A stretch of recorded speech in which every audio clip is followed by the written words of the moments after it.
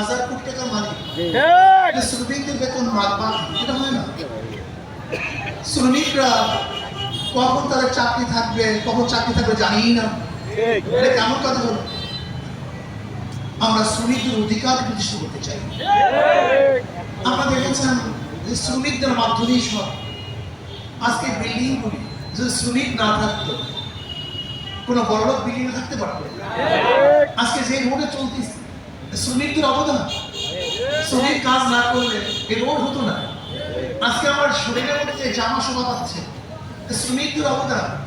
শ্রমিকরা না কাজ করলে এই সুন্দর জামা আমি করতে পারতাম না। আজকে আমি খানা খাচ্ছি শ্রমিকদের অবদান।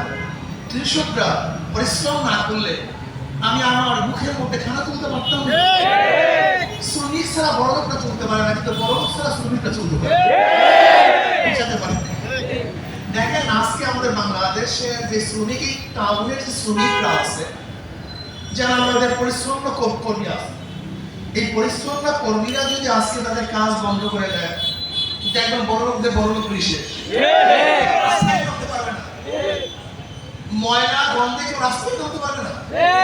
যাদের কারণে রাস্তায় নামে তাদের কোনো দাম নেই, যাদের কারণে আমরা খাই তাদের কোনো দাম নেই, যাদের কারণে পড়ি তাদের কোনো দাম নেই, যাদের কারণে